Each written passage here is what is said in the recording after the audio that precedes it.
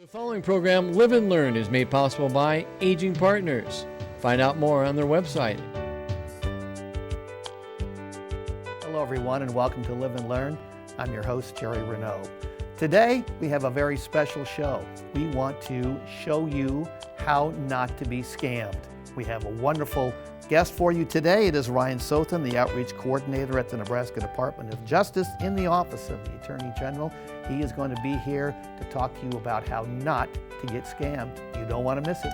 Today I'll be talking with Nate Watson, and we'll be discussing the ending of the public health emergency. And he has this expertise because he's with the Department of Health and Human Services with the state of Nebraska, and how this will affect Medicaid clients and perhaps you. Leg pain, knee pain, whatever hurts, Dr. C. Weston Witten of the Nebraska Pain Institute is here to explain how you can get relief. Hello everyone and welcome to Live and Learn. I'm your host, Jerry Renaud. Today we have something a little bit different. It's longtime Lincoln musician David Fowler who is going to drop by the studio, talk about his career, talk about his math career, and what's in the future for him. I guarantee you it'll be fun. Don't go away. This and more on today's Live and Learn. Hello everyone and welcome to Live and Learn. I am your host, Jerry Renaud. It is a rare day that most people don't get some kind of a phone call or a text message or maybe even in the mail, which is somebody offering you some sort of fantastic deal. I got one this morning at 8 o'clock, so I know that they're out there. Most of the time, it's a scam. People are just trying to steal your money. And we want to make sure that does not happen to you. And so we have a really great show for you today. Joining us is a friend of the program. His name is Ryan Sothen, and Ryan is the Outreach Coordinator for the Nebraska Department of Justice, who spends his days dealing with scams and helping people. So thanks for joining us today and giving us some great information. Great, thank you for having me. Always a pleasure to be here. I guess first of all, what has happened in the last year? I mean, I'm still getting the phone calls, I'm still getting the things on texts, and I like to think we're improving, we're getting better. What is your assessment of what's happened over the last year since we talked? Well, the past year has been a challenging year, especially with scam attempts continuing to be perpetrated disproportionately so against those who are age 60 and above. While we did see a decrease, although not an elimination, of the number of scam call attempts, thanks largely to technology and federal government mandates, the scammers were able to find holes in those mandates, a few workarounds, and then also change their approaches to exploit some newer technologies such as scam text messaging. But overall, the more things have changed, the more technology has been available and exploited, the more things change, the more they remain the same. Right. We still have found that a number of our most popular scams are the tried and true imposter scams, the art of the storyteller, and if they can't lead to an urgent need to send money immediately, they're happy to steal from you tomorrow through through identity theft. Right. Let's talk about those, because I think it's not a bad idea just to sort of go back through the list. What are the most popular scams that are out there that people really should be on the lookout for? Well, imposter scams still account for a very large percentage of the calls and complaints to the Attorney General's office. And the imposter scam is the art of the storyteller, where you're getting a scam call more often than not from someone who's telling you a story that has a compelling storyline, too good to be true or too bad to be believed.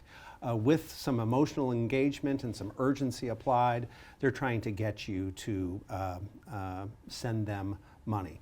Popular imposter scams, for example, would be business imposter scams. What we heard a lot of in the past year equaled what we had heard in the year prior to that, which were calls from online retailers, most notably Amazon. Mm-hmm. You might receive a call from someone saying that an Amazon account has been hacked, your credentials used, goods and services ordered, and an offer from the scammer posing as Amazon to return those lost funds to your banking account. All they need is your bank account number, bank name, and its routing number, and they'll deposit the funds. Don't buy that for a second. That's just one of many imposter scams. Yeah, I used to get a lot more of those. It doesn't seem like they're coming quite as often Has that gotten better, do you think? Well, that's good news to have your personal experience vouch for what we're seeing and understanding as well. The Federal Trade Commission did implement through an act of Congress something known as the TRACE Act, which is an acronym for the Telephone Robocall Abuse Criminal Enforcement and Deterrence Act. Oh. Quite a mouthful. Yes, indeed. What it means is that technology is being deployed in the call itself at the point of origination through a digital token that is then passed from the point of origination to the point of termination, your telephone. And that token verifies that the person who is showing up on your caller ID is in fact who was calling you. So you have call authentication from jump. Oh, okay. Problem is that it only deployed in markets that have 100,000 customers or more.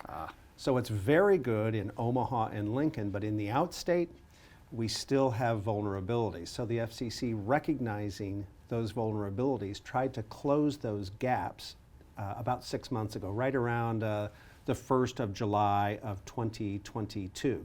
We've seen a significant decrease in the second half of 2022 and at the onset of 2023.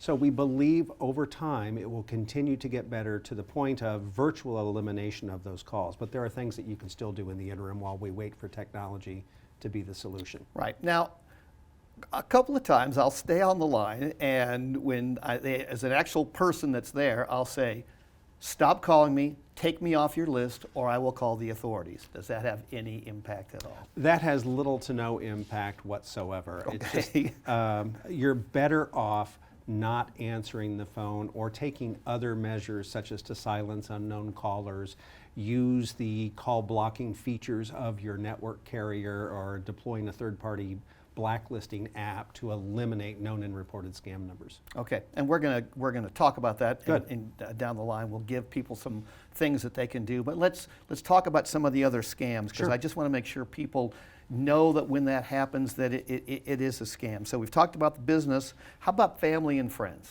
Family and friends is the classic grandparent scam where you believe that you're talking to your grandchild who is typically traveling not only away from home but out of country.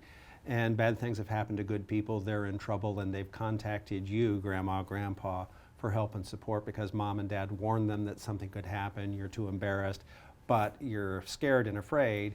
Would you please help me? So as to not fall for that scam, before you trot off to your bank or to the money center at the Walmart or other big box store to send gift cards or other forms of funds, have the presence of mind to call your grandchild. Reach out to them on their cell phone. If you know how to text, even better. But I think you'll find that that grandchild is anywhere other than where the scammer led you to believe that they are. And I heard someone was talking to some folks the other day, because I said we were going to do this show, and they had an example of somebody had called and the woman answered the phone and they said, "This is your grandchild." And she said, "Which one?"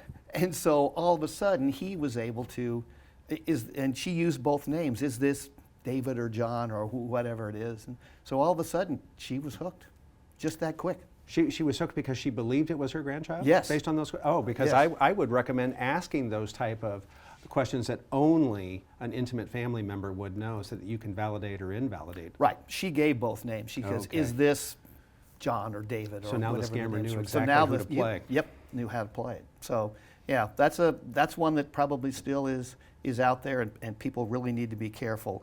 Government official scams. We get lots of calls about Medicare. We do indeed. Something being wrong with your Medicare or Social Security account, benefits have been suspended, the need to validate information. This is an avenue to steal your personal information and use it for ill-gotten gain. Please understand that the federal government at any level, IRS, Medicare, CMS, Center for Medicare and Medicaid Studies, Social Security, doesn't reach out by telephone. They're going to reach out to you by U.S. mail. Yes, that is a good thing to remember. All right, let's move on. This one bothers me to the nth degree. Romance scams, taking advantage of people that are lonely. romance scams really flourished, especially during the time of the COVID as we were all sheltering in place. Right. Loneliness absolutely set in, and society itself, even within our own families, encouraged us not to be lonely, to not be afraid to remove the stigma of finding a significant relationship online.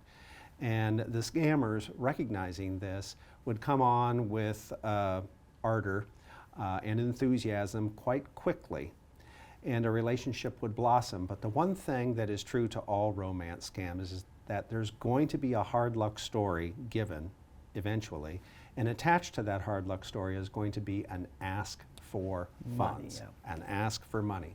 So along the way, before you get to that ask, to validate in your own mind that you're talking to somebody legitimate, encourage some type of video conferencing, video chat. It's easy today. You can do so with a phone through common apps that are available like FaceTime, there's Skype, and certainly everyone's heard of Zoom. But you want visual confirmation that this person is legit. And failing that, maybe with the help of a tech-savvy family member or friend, you can copy and paste that profile picture of your online relationship, drop it into a search engine that searches by image, and find out if that picture has been used on multiple profiles or is perhaps a stock photo. Great idea. Wonderful idea. And we're going to talk about that a little bit later on, perhaps in our second show. Okay. Let's talk about the phones before we get too far down the line and run out of time. You say there are ways to try to eliminate or at least slow down some of these calls. I think we've got a graphic. Maybe we can take the graphic and we can talk through how you might do some of this Very stuff. good. This is our Stopping Unwanted Call graphic, which is available on our website. Also can be sent out to you in our Consumer Protection Kit if you'd like to call the office.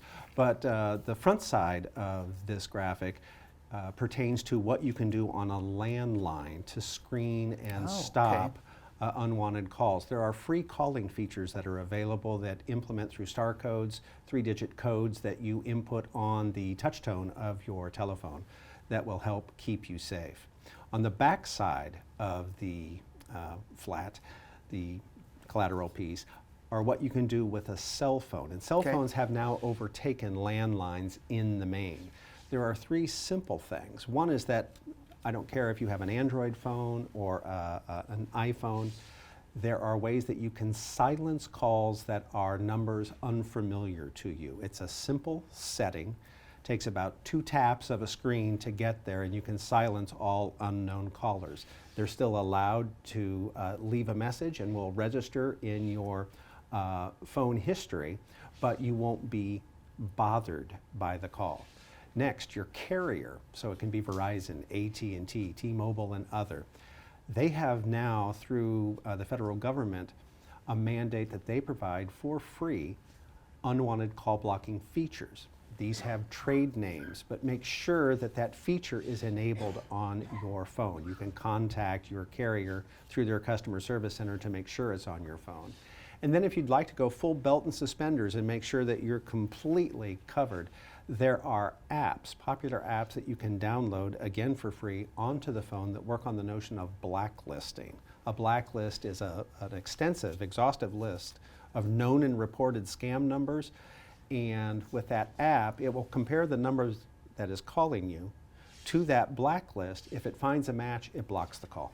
Great stuff. Now, sometimes it seems a little confusing to try to do all some of these things. So we talked about this when we just sort of had our meeting first. There are some things that people should do. And let's just sort of talk briefly about those. I think family members or somebody needs to convince everybody that they need an advocate of some kind in their life, somebody that they can trust, somebody that they can talk to in case something like this is happening. Yes, I think that's very important. Start the conversation now, because I'm here to confirm that seniors are disproportionately targeted. So if you haven't been taken advantage of, it's not a question of if, but more likely when. Yep. And so One of the biggest problems that we have within this segment of the population is a reluctance to report, a reluctance to convey that you've been had. Right. So if you're a caregiver or family member, start the conversation with your loved one, with your parent, perhaps, and let them know it's okay, it's bound to happen, there's no shame, you've fallen prey to a professional. Let's prepare you. It's okay to say no, it's okay to just hang up. Let's develop a script that you can use, keep by the phone to just say no and keep yourself safe.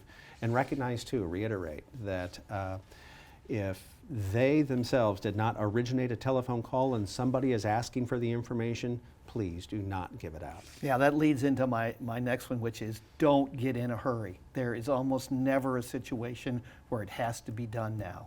Boy, is that not the truth. It's amazing. As we age, we suddenly find time. Nothing has to be done right now. There's always tomorrow.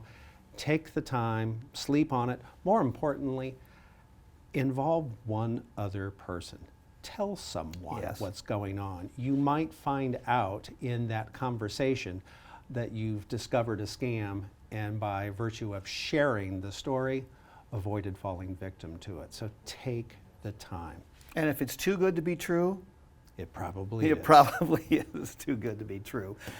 Before we run out of time, let's talk about some phone numbers and some of the things that your department offers up. But if somebody thinks they've been scammed or have any questions about any of this stuff, we have some phone numbers and we have a website that they can go to. Absolutely. We want everyone watching the show to recognize that they have a friend in the Attorney General's office. You can access a raft of information online through our consumer website, protectthegoodlife.nebraska.gov. There you can order one of our consumer protection kits, which contains printed materials that are going to cover preventing fraud, identity theft, and the Stopping Unwanted Calls flat that we showed on the screen. But many people don't like to go online. They're more comfortable calling. So we invite you to call us locally at 402-471-2682. And option 1 will connect you to our Consumer Affairs Response Team. Yeah, that'll go direct, right? That will go direct. And then if you are anywhere other than in the local area, you can reach us statewide toll-free at 1-800-727-6432. You can also order the consumer protection kits that way, but you'll have live answer during business hour 5 days a week. Otherwise, we will get back to you the very next business day. Ryan, thank you so much. It is great stuff. Will you come back and see us again? We'll talk about some of the newer scams that are out there. Very good. Always happy to. Thank you. Thank you very much. And thanks to all of you for tuning in. I'm your host, Jerry Renaud. Stay safe, stay healthy, and remember, it's never too late to live and learn. I was doing some shopping and got a pop-up on my laptop. Computer had a virus. So I called the number on the page, and the guy on the phone wants to take control of my screen to sort it out. Then I remember a tip I got from the AARP Fraud Watch Network. Control my screen. This is a tech support scam. Thankfully, my order still went through. Recognize fraud sooner so your money lives longer. The younger you are, the more you need AARP. Hello, I'm Barb Tyler, and I'm delighted to welcome today Nate Watson, who is Deputy Director of Communications and Compliance within the Medicaid and Long-Term Care Division of the Department of Health and Human Services. Nate, can you briefly describe exactly what the public health emergency is and what happened to cause it to become declared back in 2020? Sure. In March of 2020, due to the COVID-19 pandemic, there was what's called a federal public health emergency, or sometimes we shorten it to PHE, that was declared. And at the time, it did a couple of things. It allowed our providers throughout the American healthcare system to have additional flexibilities so that they could focus on treating people, especially in those early days, in those difficult times. As well as in Medicaid, it allowed individuals who, once they were eligible for Medicaid, they would get to keep their Medicaid coverage during the pandemic, even if they were no longer eligible. The thought by the federal government at the time is that during a pandemic would not be a good time to have several people lose their health coverage. Mm-hmm. So the result of this is people kept their benefits longer, if you will. There were other related services too that maybe came out of the PHA, like telehealth. Anything else? that came out of that? That is primarily the one that I would focus on, that Mm-hmm. most people would have noticed, that allowing that health care through a remote setting when appropriate, so that people didn't necessarily go to the doctor's office if they could be treated without going there. Gotcha. So did other Nebraskans receive these benefits, or was it just Medicaid members primarily? Well, those additional flexibilities for anyone that used the healthcare system in our state, yeah. And then how many Medicaid members receive letters lately that are contacted about the public health emergency ending? I know they've been getting notice because this is all starting up now. How many is this affecting now, and what's the main thing that these Medicaid members should know right now? Sure, thank you, Barb. So this year, Congress earlier this year decided that we would go ahead and return to regular eligibility operations. What that means is individuals would keep their coverage if still eligible, so the normal rules will kick back in, if you will. And so what we did during the last 3 years of the pandemic is we tried to keep up with the work. We tried to, normally we review people's Medicaid eligibility once a year. And if anyone did not get back to us, sometimes we need to reach out to people and they need to give us information to see if they're still eligible. And during the last 3 years, if individuals did not get back to us, they were allowed to keep their coverage, unlike the regular rules. The regular rules, as I say, are going back into effect. So we need to let folks know how very important it is that they reach out to us and make sure that their information is up to date. Because if we do need information from those individuals to see if they're still eligible, then we have to be able to reach them. So we'd encourage Medicaid members to reach out to Access Nebraska. They can go online. They can also call us toll-free, or indeed they can stop in any of our local offices. But it's so important they make sure that their contact information is up to date with us, so that if we need information to see if they're still eligible, we can reach them. Because our goal throughout this process of returning to regular eligibility operations is no one will unnecessarily lose coverage who still wants it. So how many members of Medicaid are there now, and will they all, these hundreds of thousands, will they all receive a letter?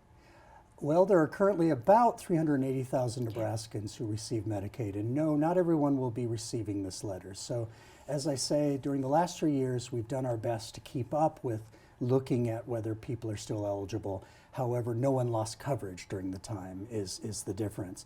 And so if there was, we had asked for information from a member and we didn't hear back from them, or we had all the information we needed to make an eligibility determination, and it looked like they would no longer be eligible. Those two groups of people, those individuals we may have lost touch with, as well as those individuals that we think it likely that they may lose coverage, those households are the ones who are receiving a letter at this time, and it's about 83,500 households. Okay, that's how many.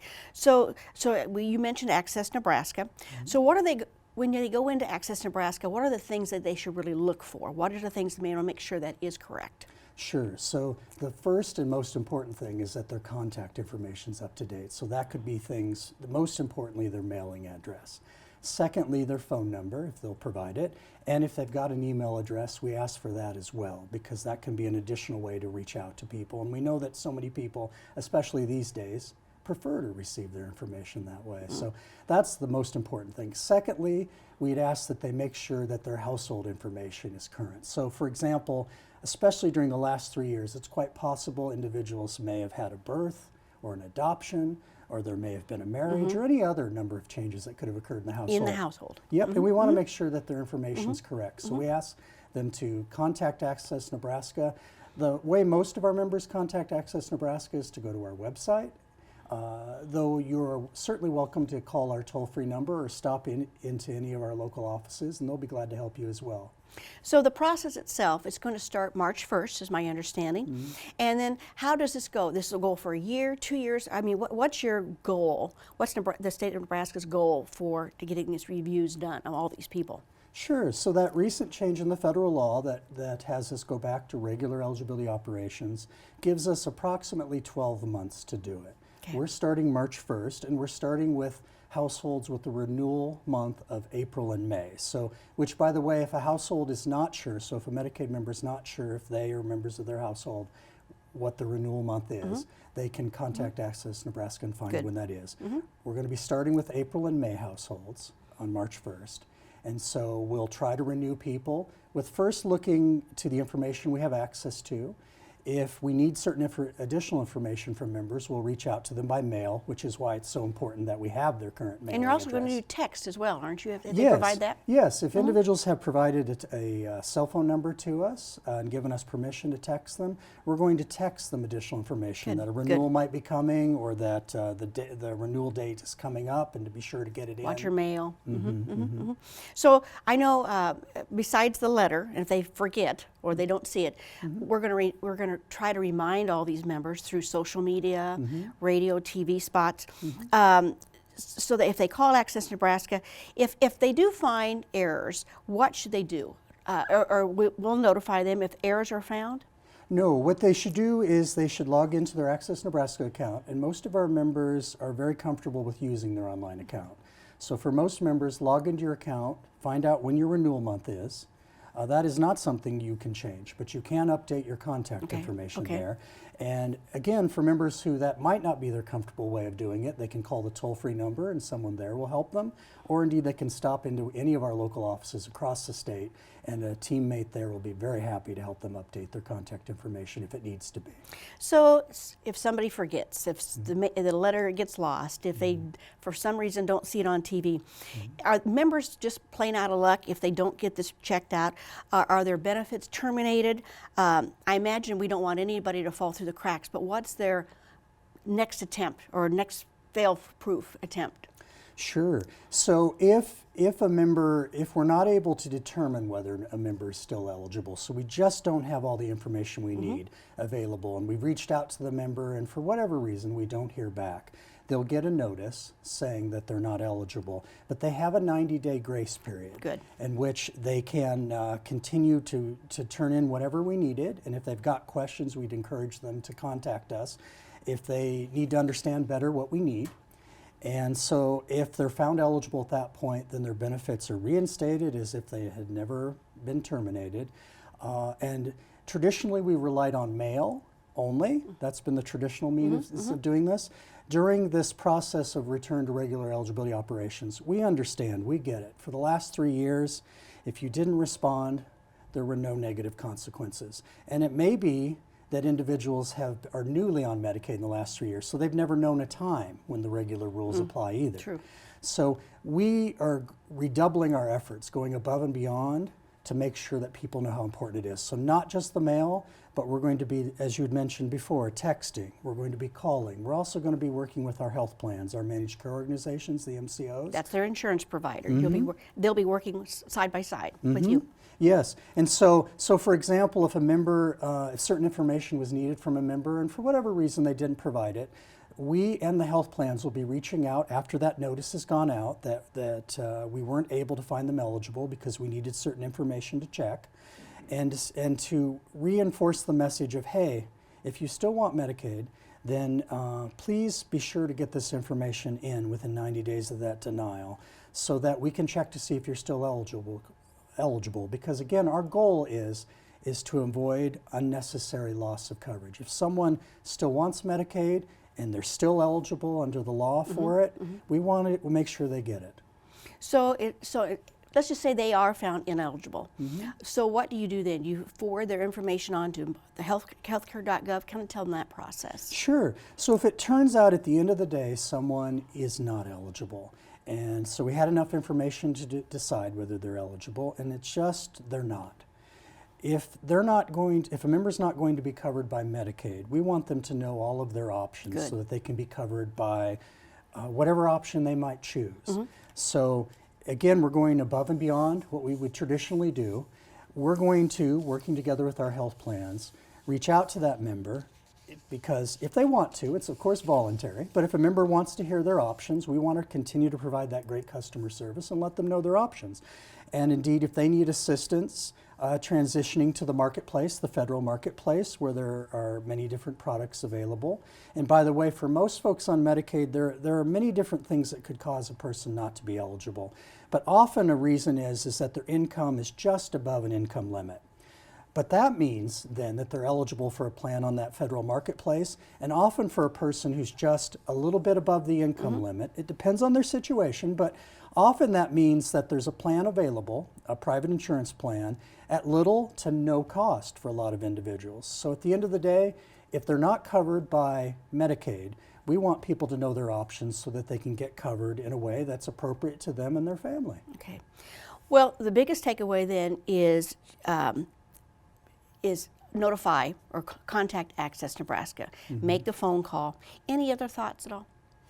I think if I could, I'd just reinforce that point of how very important it is that if you have any doubt about whether your contact information is up to date with Nebraska Medicaid, please reach out to us. Contact Access Nebraska either in your online account or call our toll-free number or stop by any of our local offices, DHHS offices across the state, just to make sure that we've got your mailing address correct, your phone number, and your email if you happen to use one. Because at the end of the day, we might need to be able to reach you. And if we can't reach you, then you could unnecessarily lose your coverage, even if you're otherwise eligible. Okay. Well, thank you for taking time today to stop by and talk about this, because it's going to affect everybody in one way or another with the public health emergency ending. And thank you so much today for all you, for viewing today. Please tune in again for more information on seniors. And remember, it's never too late to live and learn. My kid has been asking for this hot new gaming thing, and I was like, okay, he had a birthday coming up anyway. So I finally find the video game online, in stock. Thing is, it was from this shoddy website full of typos. That's when I remembered a tip I got from the AARP Fraud Watch Network. Bogus website? This is a shopping scam. Got us matching t-shirts instead. Recognize fraud sooner, He loves his. so your money lives longer. The younger you are, the more you need AARP. Hello, I'm Bill Ainsley, your host for this segment of Live and Learn. You might know what it is like when you hurt. Maybe it's your knee, maybe your leg, your back, or other parts of your body. For full disclosure, I will tell you I've been having some of these pains and have been treated at the Nebraska Pain Institute. With me today is the director of the Institute, Dr. C. Weston Whitten. Dr. Whitten, thank you very much for being here today. Thanks so much for having me. Dr. Whitten, when we talked earlier, you identified several goals for treating pain. So the goals in treating pain, there's 5 ways of approaching it. There's medicines, there's therapy, there's injections, and there's surgery. There's also living with it, but obviously living with it's not going to help improve the pain. So when you have pain, you don't want to put up with it. There are many treatment options. So again, those different treatment options from a medicine standpoint, there's a variety of medicines that we can utilize. There's different therapy choices, multiple different interventional options, including injections, as well as surgery. My goal as a pain management provider is to utilize the least aggressive first and then work up from there in order to achieve optimal pain relief. So sometimes the pain management can be just as easy as going to the drugstore. So what can you find that will help you at the drugstore? Yes, so there's 5 different categories of medicines by and large that can help treat pain. There's Tylenol, which most people have in their house already. Taking optimal doses of Tylenol can be beneficial. There's also anti-inflammatories that can be beneficial. There's muscle relaxers, as well as neuropathic pain medicines and opioids as well. So please tell me more about particularly what does NSAIDs stand for, and also about opioids.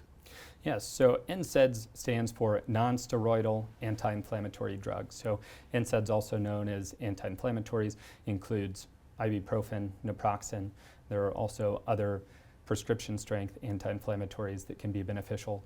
Opioids are a different class of medicines. Opioids specifically work on certain receptors in the body that yield short-term pain relief. Opioids in and of themselves don't treat the source of the pain, but can help numb the mind's perception of pain. They can be particularly beneficial after surgery or in the setting of cancer-related pain. So if someone is still suffering, what therapies are available? There's multiple different therapy modalities that we can utilize. There's physical therapy, chiropractic, active release technique. There's multiple kind of sub-modalities within the different types of therapies that can be beneficial. There's dry needling, things like iontophoresis, myofascial release, that all of those by themselves or in combination can help to treat the source of the pain.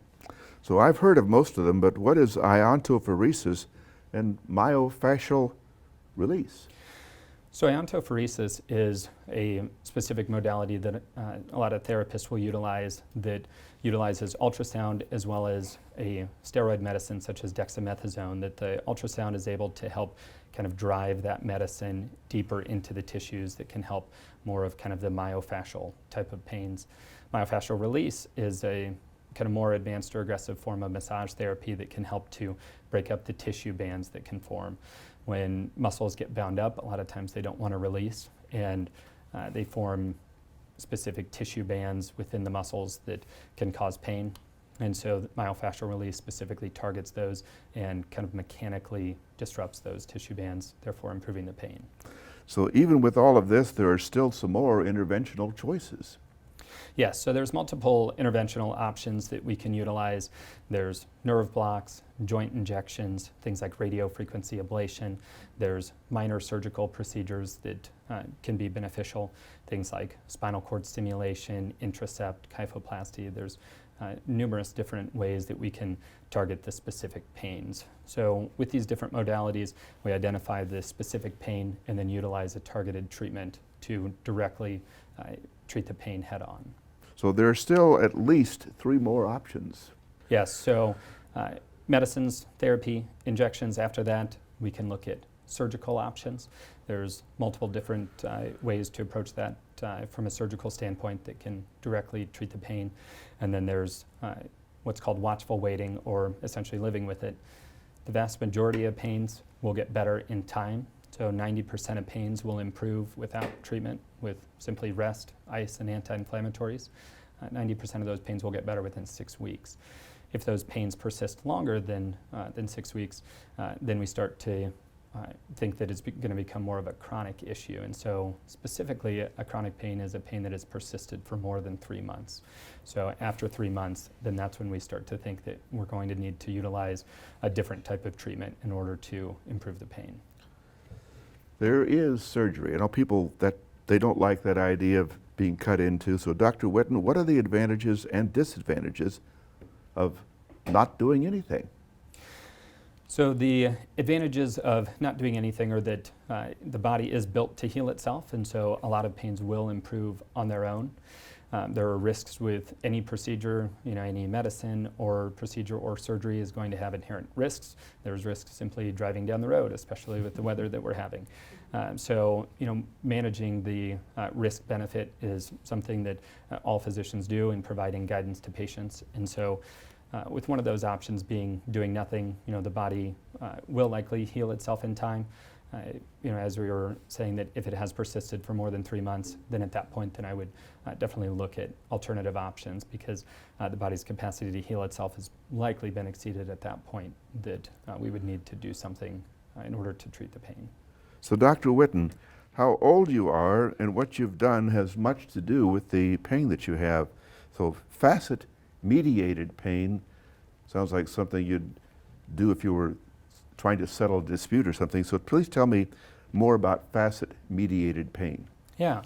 So the spine is built with multiple different bones and multiple joints. So the facet joints is specifically the articulation between the vertebrae in the spine.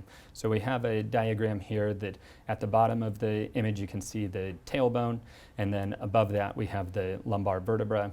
Those the interaction between the bones in the lumbar spine can be seen on the picture on the left that shows the facet joint specifically, along with the nerves associated with that. And thank you for correcting my pronunciation of facet instead of facet. I do appreciate that. So some of this comes from the lumbar joint, which looks like it's very complicated. Yes. So the lumbar facet joints, as we were showing on the image there, is made up of the vertebra above and the vertebra below. And with that, there is one specific nerve that goes to each of those joints, and it's called the medial branch nerve. And that's one of the ways that we can treat pain associated with facet degeneration. So as patients age, those joints will continue to wear out and develop arthritis. And in the treatment of spinal arthritis, there is no such thing as a joint replacement as there is with knees or hips. Ultimately, the standard of care in treating low back arthritis is a treatment called radiofrequency ablation. And so that radiofrequency ablation procedure is a multi-step process where we do some targeted injections to identify the specific joints that are involved in the pain.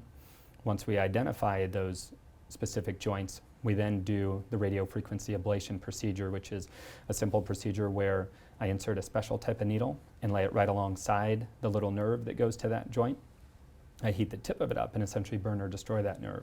By destroying that medial branch nerve, it eliminates the ability of that joint to send its pain signals, therefore it improves that pain. So, once joints develop arthritis, they will always have arthritis. This specifically treats the pain in order to improve the pain as well as function. People talk quite a bit about hip and knee pain. That can really hurt when you're trying to walk around. Yes, absolutely. So we have a diagram here of the hip joint that shows the different bones that are involved in that. So on the bottom part of the image, we have the femur, which many people know as the thigh bone. It forms a ball and socket joint along with the hip bone. And with that, when there is arthritis that develops in that joint, that does create pain when patients walk. And so there is also a radiofrequency ablation procedure that can be done there to target the nerves for the hip. This is also something that, as many people know, can be treated surgically as well. So I hadn't realized how complicated the hip joint is, and until I saw the picture of the joint. So when someone looks at pictures of these joints, it is not hard to realize how something can go so wrong and cause quite a bit of pain. Then there is the knee joint. So with the knee joint kind of extending down further along the body, then we see the bottom part of the femur or the thigh bone, and that's at the top of the picture. On the bottom portion of the picture, we see the tibia, which is also known as the shin bone. So the way that that joint articulates allows us to ambulate, and this is another thing that can wear out. Again, parts aren't meant to last forever. As the knee joint wears out, you can see degeneration in either the medial or the lateral or both components of that joint. And with that, there are multiple different treatment modalities that can help there, including knee injections. There's multiple different types of injections that can be performed, whether they're steroids or hyaluronic acid or things like platelet-rich plasma that can be beneficial. Outside of that, there is also knee replacement. So medial and lateral and more. So Dr. Whitten, I'll leave it to you to explain the difference between medial and lateral. You bet. So the medial part of the joint is the inside of the knee joint. The lateral part is the outside of the knee joint. And the way that patients walk changes the stress that's placed on the joint. And so some people see kind of asymmetric degeneration of that, meaning that it only affects one side or the other. A lot of times, both sides of that joint will wear out at the same time. So there are many more treatments than we have time to discuss here today, Dr. Whitten. So what are the goals of the treatments? The goals of the treatments are to improve pain and, more importantly, improve patients' function. And so the approach that we take is a multimodal treatment strategy that includes medications, therapy, and injections, and sometimes minor surgeries in order to specifically target the source of the pain and be able to meet that pain head on and really get people back to living the life that they want to. So people are, this is a bit of an addition, but people are usually scared when I've talked to them about the prospects of surgery. So what would you have to say to somebody that is thinking, I don't want to go through this because I don't want to have surgery?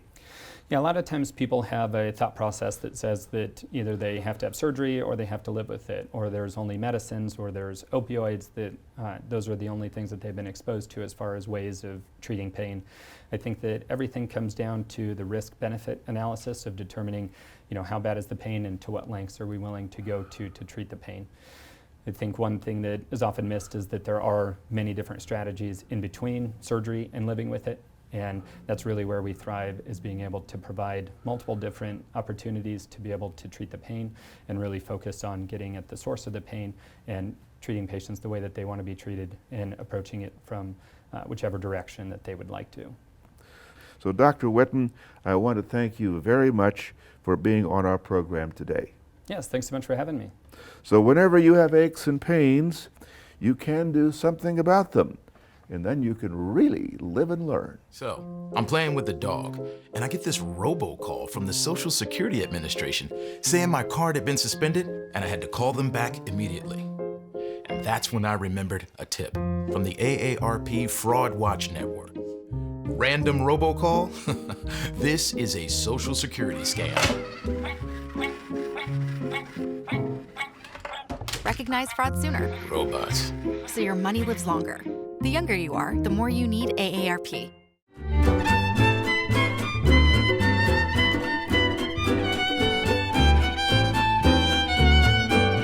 Those are the smooth sounds of today's guest, David Fowler and friends, playing Pent Up House. Dave is a longtime musician in Nebraska, math professor at the University of Nebraska, and someone who has given his time and energy to playing at some of the retirement homes here in Lincoln. Hello, everyone, and welcome to Live and Learn. I'm your host, Jerry Renaud. David, thanks so much for taking some time to come by today. We've got a little music we're going to play. We're going to talk about some of your math and some of your musical memories. Thanks for stopping by. Thanks for having me, Jerry. Let's talk about the early days. You started playing violin pretty early as a child. That's right. My father was a violinist, and he was a music teacher. My mom played piano. There was a lot of music in the house. My first teacher was Morris Collier, longtime string teacher in Lincoln. He was a young bachelor then, teaching in the schools. My mom would have him come over for Sunday dinner. And I went from Morris to Emanuel Wischnow at the university.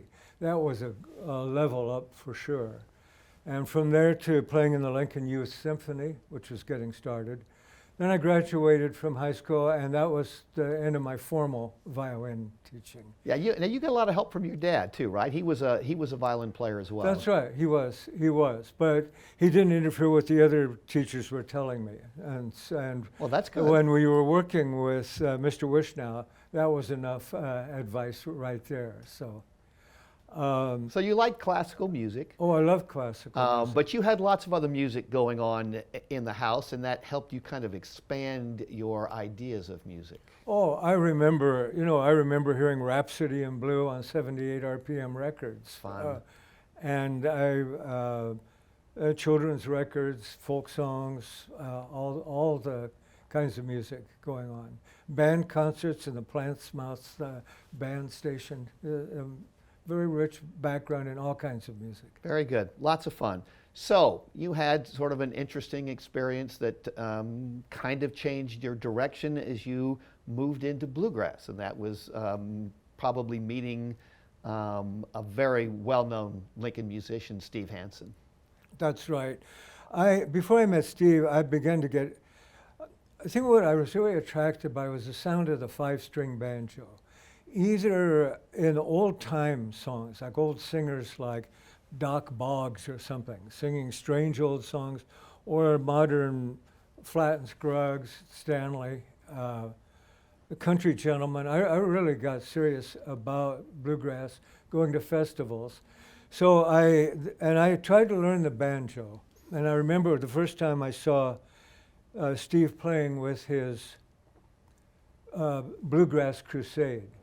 And you know what went through my mind was, they don't have a fiddle player in that band. So I put the five-string on the wall and started learning Orange Blossom Special. Oh, there you go. Yeah. Okay. Now, bluegrass and classical music, quite a bit different in a lot of ways, because the classical music, you read the notes on the charts, but when you get into bluegrass, it's a little bit more, you get to choose what you're going to play in some instances. Well, yes, I think the roots of bluegrass are in old mountain music and in gospel music and church hymns. And it's much more directed,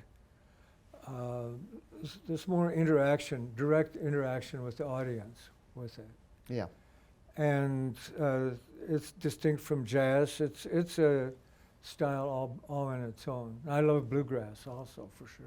Yeah, now bluegrass, with the Crusade, it kind of morphed into, as you sort of expand your musical career, I know lots of the guys in the band also got into playing some jazz, which is a kind of a whole different thing, and you did as well. A couple of the guys, you had a really fun band called the Gentlemen of Jive, which played around town. So tell me about the jazz part of it. How did that become? Well, the transitions are, you hardly notice them. You add to your bluegrass repertoire a Western swing song. And once you're into Western swing, you're really into Western jazz. And so then you begin to listen to Western jazz, and you start hearing classic 30s swing songs. And at some point sooner or later, you'll run into Django Reinhardt. Oh, yes. And that whole thing. Then you kind of reach, it's like the garden of branching paths. Right. And then there's a path into jazz. It's sort of like you enjoyed advanced algebra. Do you want to go on in calculus, or would you rather, go to trade school or something? Sure, just stay where you are. Okay, Yeah. Interesting. Now, one other thing about the musical career I think we should talk about, you and your wife Carolyn did some really interesting things with the Arts Council. That's right. When I met Carolyn and then found out that she was a really good pianist, she had been accompanist for some university choir groups and so on. So I wrote out some fiddle tunes, simple fiddle tunes for her. And Nan Graff, who knew everybody, knew what we were doing, and suggested I talk to Jane Hood, the Humanities Council. So we worked out something on traditional music in Plains culture. And my idea was from Sod House to the early Opera House. And we did, I think, over the years, 200 different presentations around Nebraska. Wow. To historical societies, to church groups, to senior groups. And when we started even, people would come up and say, you mentioned barn dances. We used to sneak out of our house. Or my dad would let us go to a barn dance if we promised that there wouldn't be any jazz there, or even what was So by the time we finished, we heard less of that. Yeah. We played over a 25-year period, and the people who remembered rolling up the rugs in the parlor, they had kind of moved on also. Very good. And from that point also, I think the song, one day I was in Dirt Cheap Records, and I heard a version of Round Midnight. And I thought, something about that song. So I got a chart and looked at it. And that led to Night and Dazed and Steve Hansen. And Sure, very good. Gentlemen of Jive. Okay, so you've had this really long, wonderful career playing around town. It seems like it is culminated in a recording process that you have going on, that you're working with, I think, your brother and Steve Hansen and several other really fine musicians, and you're doing a compilation CD. I guess these are your favorite songs. Tell us a little bit about the CD process. Well, we have something like 24 songs that we finally recorded over a long period of time. It was interrupted by quarantines and all that. But the person I work with the most is Michael Harries. He's gypsy jazz, guitar, what's the superlative to, not fanatic, but all right. He's a great musician. He has a great collection of guitars, and so he plays the rhythm parts. We have a bass player. They laid down these tracks, and we added to them some songs from Django originals to other songs from that time, sort of like that. Well, it sounds just wonderful. Why don't we take a We heard a little bit of Pan Up House That's right. at the start of the show, but one of my favorite songs of all time is one of them you do on here. It's a song called Blue That's Skies. right. And just let me say, that song, we got a lot into a 2.5-minute song. We have a counter melody behind the sax solo. We have call and response. We have a violin solo that I based on Red Norvo vibraphone solo that I worked out. And then Reynold Peterson sings it also. Sounds like fun. Well, let's take a quick listen to it. Yes, right.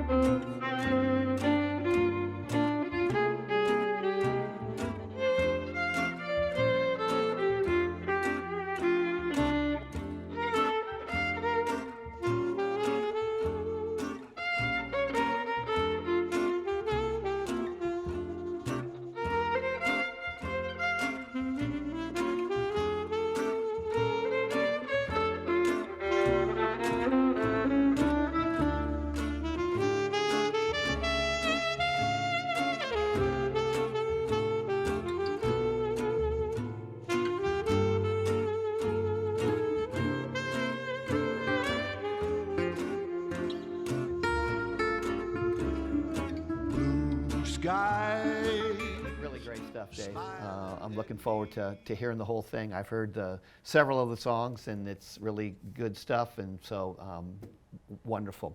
Let's talk about the math real fast, because it was another part of your life, and you've spent a lot of time with training methods and trying to get people to understand a little bit about math. And we've got a video here that you have created. Let's play that and a little talk through that, and you can give people a little indication of what it was like to be in your class. That's right. The Zen part is called the beginner's mind. The idea that an expert knows one way to do something, the beginner knows many other ways. And so the student teacher starts out and says a right angle. And someone in the class says, hey, teach, what's a left angle? Or what's a wrong angle? Those are actually good questions in a smart aleck way.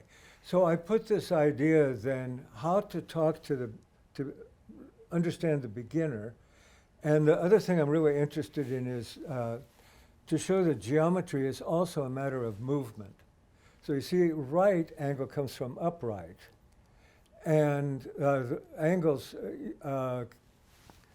can be stated in any way. So here's the geometry part.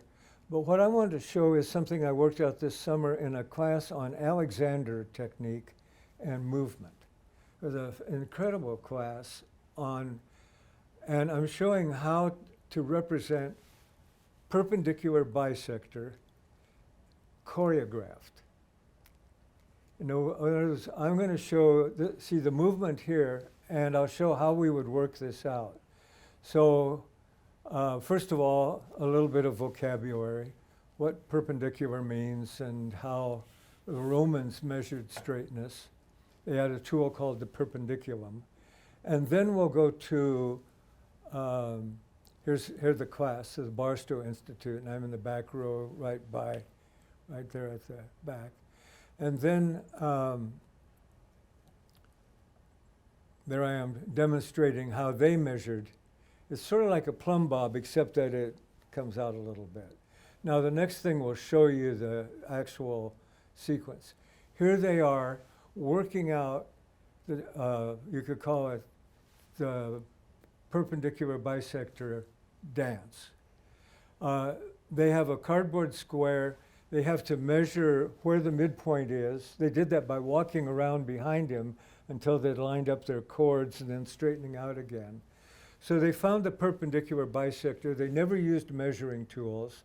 They did it all with just simple hand techniques. And the movement people thought it was really great. I just find it fascinating that, and we talked a little bit about this earlier, that you know, math is what it is. It's, you know, 2 + 2 is 4. It's always 2 + 2 is always 4. Music can be a little bit more creative. That's an interesting balance you have between those two. Well, that's math, as I was saying, in different cultures, like people who are in Ireland recently may have seen the Book of Kells and these incredible overlapping knotted Celtic designs. That's really mathematics from those early days. They used algorithms to figure these things out, or African rhythm patterns, or music and mathematics together. And so this pattern recognition underlies music and math in many different cultures. And 2 + 2 in probably any language is 4, but geometry or algebra is different wherever you go. It's over my head anyway. You're still playing. You're still playing at some of the retirement homes around town, so Yes, I think that's great, so people could look for you out there. Boy, we're out of time. I just knew this was going to go way too quick. Always fascinating to talk to you. I hope you'll come back again sometime, and maybe we can I want to talk explain some my more. shirt someday. Yes, the shirt about math is one thing that we need to do. Anyway, thank you so much for, Thanks for coming having by. me, Jerry. Looking forward to seeing the CD, and thanks to all of you for tuning in today. I'm your host, Jerry Renaud. Stay safe, stay healthy, and remember, it's never too late to live and learn.